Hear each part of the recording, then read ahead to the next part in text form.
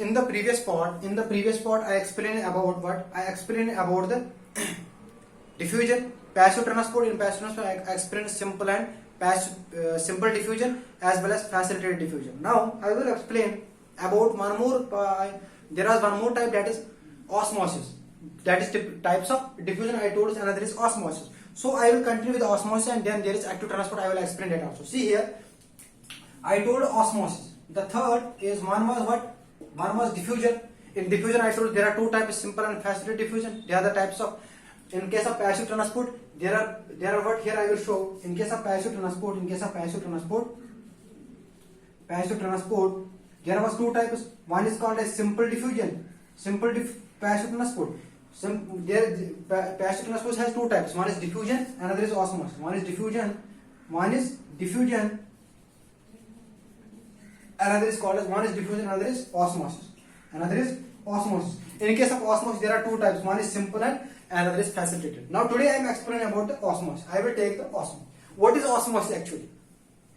See here, osmosis is actually the passive. That is here also there will be no requirement of energy. No energy will be required here. So because it is also a passive transport, no energy will be required here. And also there will be a movement. In case of osmosis, what will happen? There is movement of here. The definition will change. There is movement of solvent. Remember the word solvent, from higher concentration towards the lower concentration. From its, remember the point also. Suppose in chemistry it is sometimes confusing. If you go towards if you are knowing the chemistry concept, then it is confusing. See what will happen? From its higher concentration towards the lower concentration. That means it is higher number of molecule towards the higher number of molecules, towards the lower number of molecules. So transport will be from, in case of osmosis there is diffusion. In case of osmosis there is movement of particles, movement of particles or molecules, but they should be a solvent. So movement of solvent is there. Remember this. Movement of solvent. There is movement of solvent from its higher concentration towards, from its higher electrochemical gradient, higher concentration, higher free energy towards the lower free energy. But the point is here, in case of simple and facilitated diffusion, there was no any kind of restriction in the type of molecule. But here, in case of osmosis, it will be only a solvent. Particularly this solvent here we are using is water. We know in case of biological system, the solvent will be water. So movement of solvent will be through across the plasma membrane. In case of water, in case of solvent, there are special type of channels. I told you previously, there are aquaporins or channels through which water is moving. But what will happen in the osmosis? What will happen in the osmosis when there is movement of solvent? Actually, I will give a simple explanation for this.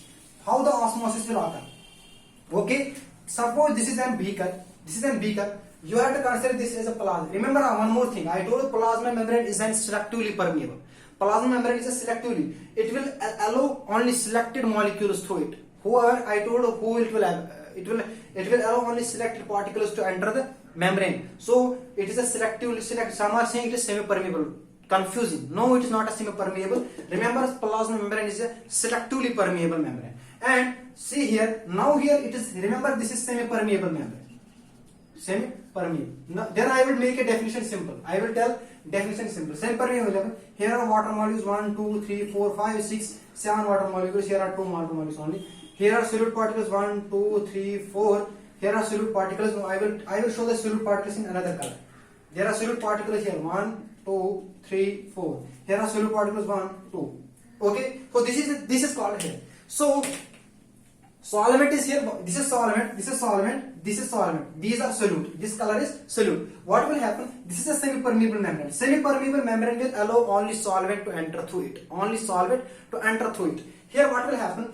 There will be, in case of osmosis, there will be a diffusion of solvent from its higher electrochemical gradient towards the lower electrochemical gradient through a semi-permeable membrane, because semi-permeable membrane will allow only water, only solvent to move through it. So what will happen? This water will enter through this until equilibrium occurs. Where will occur? Because here, so we can also see in another way. The movement of solvent will be from lower solute molecules, lower solute concentration to higher solute concentration. So here the solutes are more, water will move this side. Or we can say the water will move from higher solvent to lower solvent concentration. Actually here the solute is more. So water will try to move this side. So here what will happen after equilibrium? There will be 7, 8, 9 was total. Suppose it was total was 10 molecules, 5 will be this side and 5 will be this side. Equilibrium had been occurred. Until equilibrium will occur, there will be the osmosis, that is diffusion. Remember, there is one more term that is called as osmotic pressure. Osmotic pressure. So I told here are how many 3 molecules only, here are 5 molecules, and suppose these are solute molecules 1, 2, 3, 4, there will be movement this side. What we will do actually, what is osmotic pressure? Osmotic pressure is an pressure, it is an pressure that we are using in the opposite side to nullify the osmosis, That is movement of particles was from this side to this side, from this concentration level. See here, from low solute concentration to high solute concentration, there was movement of solvent. What we are doing, we are providing a pressure here. That is called as osmotic pressure. Remember the term, osmotic pressure. Because this osmotic pressure will be helpful for those who want to know about the blood, how there is oncotic pressure, how there is osmotic pressure in the blood. That will be getting, you will understand from this. See, this is osmotic pressure. So we are using the pressure to nullify, to actually what, there will be a movement of particles. We don't want to allow these solvent molecules to enter into this side, to enter the high solute side. So we are providing that much of pressure. This is called as osmotic pressure, to nullify the osmosis, to stop the osmosis. Okay, this is called osmotic pressure. Another is oncotic pressure. Another term is there, oncotic pressure. What is oncotic pressure there? See here, oncotic pressure is a pressure that is produced, that is the pressure that is created by the plasma proteins. So plasma proteins are present in the blood. The blood is having the plasma. In plasma there are plasma proteins. The pressure that is created by the plasma proteins inside the blood, that is called as oncotic pressure. So remember one thing, that is why when we are giving to the blood components to the patient, particularly when we are giving albumin like proteins, like globulin, albumin like proteins to the patient, or the oncotic pressure is increasing. So when the patient is undergoing for any injury, when the patient is undergoing for any loss of blood, or whenever there is need of blood for the patient, we are providing a definite amount of what? Plasma proteins, because there is oncotic pressure should be maintained as per the blood, as per the normal oncotic pressure of the blood. So this was all about the oncotic pressure, osmotic pressure, oncotic pressure, and that occurs inside the osmosis. Any more term is there? One more thing I want to tell, that this osmotic pressure, any more thing is there in case of this was the 2 terms. Another is, one more term is there, that is called tonicity. So this was all about here. I hope you have noted this. Oncotic pressure, osmotic pressure. What is osmotic pressure? Now the thing is, that is called as tonicity. What is tonicity? Tonicity is actually tonicity. Tonicity is an we are seeing sometimes, suppose when the solution is having high concentration of solute, when inside the solution, this is water, and suppose it's a bucket, inside the bucket there is water also, there is solute also, water and glucose is suppose there. Whenever there is high concentration of glucose there, we are seeing it is high tonic as compared to any other solution. So the tonicity depends upon the concentration of solute within the water, within the solvent. So here, in case of tonicity, what we are saying, blood is of 3 types. We are taking blood, we are saying there are 3 types of solution. No, not blood, where there are 3 types. One is hypertonic solution. Another is hypotonic solution. Another is isotonic solution. Another is isotonic solution. So this was the tonicity. So this isotonic means both solutions, the solution will be having the solutions, both the solutions are having the same solution, will be having the same solvent and solute, same amount of solvent. So this is isotonic. Actually isotonic we are seeing with a comparison. Here the comparison is used. Suppose there is an in case of solutions which are found in the hospital, we are considering a normal value for the isotonic. Then if the solute molecules are above that, if the osmolar, we are considering that in per osmolar concentration, osmolarity per mole. If the osmolarity is higher there, if the isotonic solution, if it is higher, then it is called a hypertonic. If the osmolarity is more, if the solute is more in the solution, if the solute is less, it is called a hypotonic. If the solute is as per the normal amount, that is there is a fixed standard normal value for isotonic, that is in case of blood. In case of solutions, then it is called isotonic. So isotonic we are using comparison. There are two buckets. It is having more solute, it is having less solute. This is having more solute, this is having less solute, and water is same. Water is same. Having more solute. Solute means glucose is here more, here glucose is less. Glucose is here more. When glucose is more here, it means it is hypertonic. Here the glucose is less, it is hypotonic. If there is same glucose and glucose same amount, water and water same amount, it is called isotonic. This was the three terms that I explained. Now the third thing is what I am going to explain now, that is about the active transport. This was all about osmosis. Okay, active transport. Remember here active transport, what is here active transport? So in case of active transport, I want to say what is, first I told you there are two types. One is called, in case of transport there are active and passive transport. In a passive there is no requirement of energy. In case of active transport, in case of active transport, there is requirement of energy. The requirement of energy is, remember, that is requirement of energy. So there will be requirement of energy. Requirement of energy. There will be requirement of energy. That is, it is called active. Active means it is active process. It will not occur passively. We have to give the energy, then only it will occur. This is called as active transport. Here the why there is need of energy in case of active transport, because the movement of molecules will be from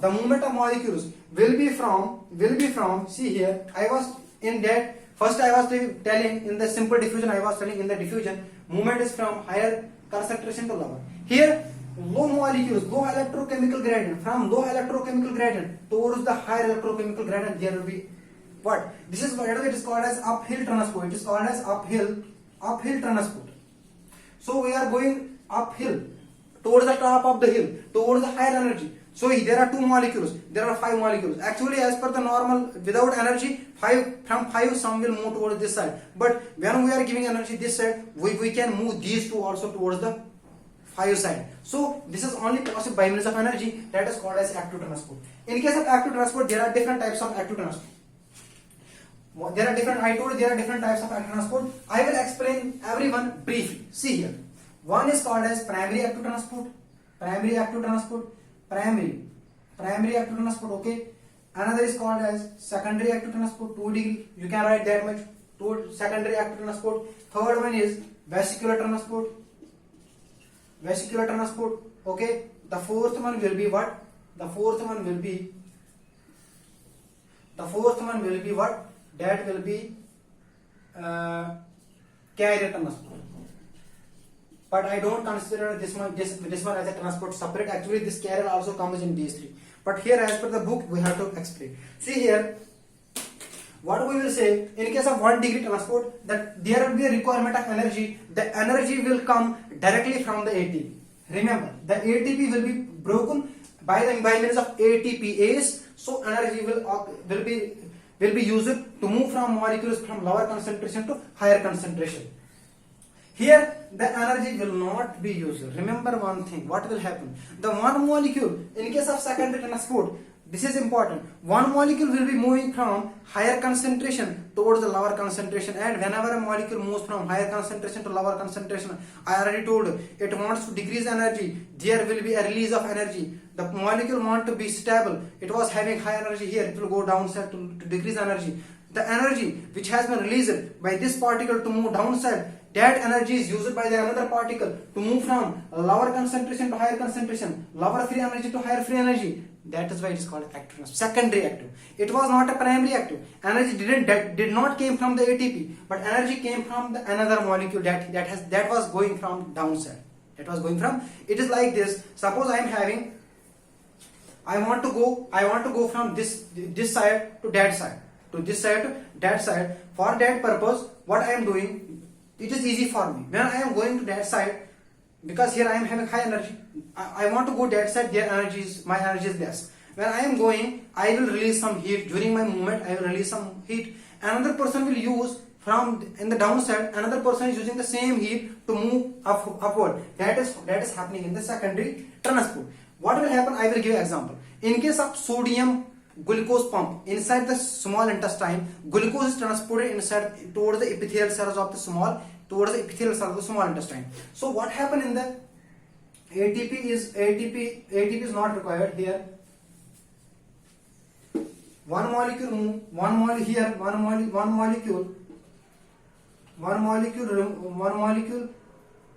release energy to give to the another molecule. Release energy, another uses it, another uses the same. See what will happen here. I told sodium glucose transport. In case of, suppose I will explain here. This is a gastrointestinal tract. This is an epithelial cell. What will happen? Glucose, the sodium will enter. Here is high sodium in the gastrointestinal tract. There is low sodium. There are 5 molecules of sodium. There are 2 molecules of sodium. The sodium will move from higher concentration to lower concentration. But remember, glucose, when it is moving, it will release some energy. Glucose says that why we should waste this amount of energy. We will do another thing. What the glucose do? The glucose takes the same energy that has released by the sodium to move from here to enter. So that is called a sodium glucose symport. So here glucose will also enter by using the energy of sodium. This was secondary active transport. But here, in case of primary active transport, directly energy ATP was broken to take the energy, and use it for the movement. This was the second. Third is vesicular. In case of vesicular, there is vesicular movement. In case of cells, whenever there is entry of pathogen, I told macrophages are doing processes. One is called phagocytosis, and there is called as, in case there are two different. One is endocytosis. In case of vesicular movement, endocytosis will occur. Another is called as exocytosis. Endocytosis is of having 2 types. One is called a phagocytosis. Another is called as pinocytosis. In case of phagocytosis, there will be a solid particles. The cell will engulf the solid particles inside the. So here is plasma membrane. The plasma membrane will take outside any particle. With plasma membrane, the particle will enter into the membrane. This is called a phagocytosis. In case of phagocytosis, the particle will be engulfed by using the energy inside the cell. That is mostly shown by phagocytosis. That is macrophages. When pathogen comes, they will engulf the pathogen inside it. So this is called as phagocytosis. And there is pinocytosis. Sometimes hormones are waiting outside the cell. Cell needs to enter. These hormones should enter into the cell. What will happen? These hormones can directly use the receptor mechanism to enter. Sometimes what will happen? In case of sometimes if the cell membrane need any liquid molecule, cell will show cell drinking. This is pinocytosis, also called as cell drinking. Cell will take some liquid inside it. So cell drinking is called as pinocytosis. Cell eating is called as phagocytosis. Another is exocytosis. Exo means out. Endo means in. In means two. Either solid particle, that is phagocytosis. Either liquid particle, then it is pinocytosis. If it is out, that means exo. Exo means when it is removing out from something from the cell, then it is called exocytosis. In case of exocytosis, sometimes whenever there is formation of waste material inside the cell will remove this out. Cell will remove this out. This is called phagocytosis. And also, in case of what will happen when the pathogen enters into the macrophage will destroy it. First it will engulf by means of phagocytosis. Then it will destroy the pathogen. The remaining dead material will be excreted from the pathogen, removed out. That can occur through exocytosis. So this was all about the vesicular movement. These movements are also occur by means of energy. So phagocytosis, I told you that macrophages are what? They are the special cells in our body. They help in the defense mechanism. So they will engulf the pathogen by means of phagocytosis. So that is also only when there is requirement of energy. Another is carrier transport. In case of carrier transport, actually, see here, in case of primary, leave first carrier transport. I will tell here. I didn't told an example in case of primary. Here I told sodium glucose pump. Here I told in case of phagocytosis there is pathogen entry that occurs by means of this. This is the example here. I told here there is sodium potassium pump. Sodium potassium pump is an example of primary transport. What will happen in case of sodium potassium pump? See here, in case of nerve function, all the body is functioning. There is one functioning. Remember, this sodium potassium pump occurs all over the body. Sodium potassium pump occurs all over the body. Mostly this sodium potassium pump is found in case of neurons. In case of neurons, we have to maintain the electrochemical gradient. When we are maintaining the electrochemical gradient, that means action potential we are maintaining within the neurons. That is only possible because of sodium potassium pump. That is then only there will be the neurotransmission. Neurotransmission is only possible when there is formation of gradient there. That gradient is maintained by the sodium potassium pump. What will happen? This is a neuron. Three molecules of sodium will move out of the neuron, out of the axon. Neuron has a part as axon, out of the axon, and two molecules of sodium will enter into the neuron, that is into the axon. So when there is entry of 3 sodium, when there is removal of out, 3 sodium will go out, 2 potassium will enter into it. So what will happen? There will not be equilibrium of ions between the two membranes. When there is a membrane and there is not equilibrium of ions between the two membranes, remember, this is an energy for the cell. This is an energy to carry any process. This energy, when this electrochemical gradient, it will be broken. Remember, there will be a release of energy. When there is breakage of this electrochemical gradient within the neuron, there is only neurotransmission there. So what will happen when stimuli occurs to the neuron? This electrochemical gradient will break. That means these 3 sodium which was outside the cell now came out. 2 was entered inside the cell. Inside the cell there will be less positive charge, and outside cell there will be more positive charge. Outside the neuron there is more positive charge. So there is unequilibrium between the two sides of the membrane. So when the action potential comes, so there will come equilibrium. The ions will move according to their concentration gradient where they want to go. So this creates a potential. So by this means there is transmission of neuroimpulse. That is primary transport. Then another is carrier transport. In case of carrier, there are 3 types that occurs in the carrier. See, I hope you all will be noting. You should have a notebook with you to note. One is called a uniport. Another is called a symport. Another is called as symport. Another is called as antiport. Actually, there was a lot of things I want to say, but the time is limited. I am telling, if you see the book, there will be lot of content here. You will think how I can tell all the things within 1 hour or half an hour. But the thing is, here I am taking the concentrated material, the material that you require. I am taking the books, all the material, then I am concising it into small content, but telling everything here. I am telling everything here in a simple means. See here, in case of uniport, there will be uniport. This was all about the carrier protein. And remember one more thing, that in case of active transport, this was active transport that I was explaining. There is the use of only carrier proteins. Only carrier proteins will be used. Remember, active transport will not occur inside the cell through channel or through phospholipid bilayer. It will only occur through carrier proteins, active transport. What I told, that there is uniport also, there is symport also, there is antiport. This is the channel. This is called as carrier. This is called as carrier protein release. If there is movement of particles towards the one side only, two different types of molecules or particles are moving one side only, this is called as symport. That I told already. So here the example is sodium glucose symport that occurs inside the gastrointestinal tract, that is small intestine. Then I told in case of antiport. In case of antiport, the example is this active transport. I told sodium potassium pump, that is in case of active transport. Sodium potassium pump, that is antiport. 3 sodium gone out of the cell, 2 potassium entered inside the cell. So there is opposite direction. One is this side, another is this side. Through carrier, this is called as antiport. Another is called as uniport. If all the molecules, in case of uniport, in case of symport, I told both are moving towards the same direction. In case of antiport, they are moving opposite direction. In case of uniport, only one type of molecule is moving through membrane, either this side or either this side. So uniport, only one type of molecules move either outside the cell, either inside the cell. Here in case of symport, the transport is only one side. 2 different types of molecules enter in the same side, that is sodium potassium pump is like sodium glucose channel sodium glucose symport is an example for symport.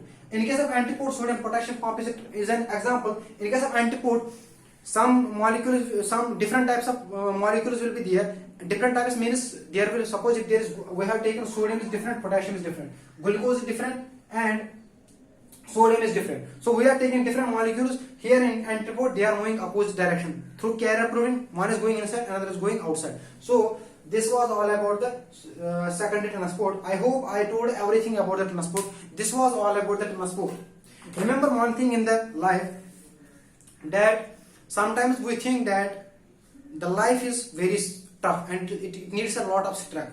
But remember one thing, if you have a passion, if a person has a passion to do something, it don't need anyone's support, it don't need anyone's power, except by the will of Almighty, except by the will of Almighty, by the power of Almighty. No one can stop you. The thing is, you should be having a passion. Passion means, why I am telling here, some people are saying there is teaching needs a teaching. Some people say that teaching should, the person should be having different types of degrees. Lot of degrees person should be having to study the students. No, I don't remember that. I don't accept that. There is no need of degree for you. But if you are having a passion, you will be a good teacher, because passion is different. Passion is different. Teaching needs a passion. It needs energy. It needs that you should be having a love with it. Then only you can teach. Otherwise, the degrees that are waste. If he is having MSc, PhD, everything, it is waste unless the person will not be having passion, unless the person will not be energetic towards his profession, that is teaching, or her profession. So that is why I told that teaching needs a passion. Similarly, students should be also having a passion to learn. When you are having a passion to learn, remember, this all things will enter into your brain and you will not feel your life in struggle. Thank you.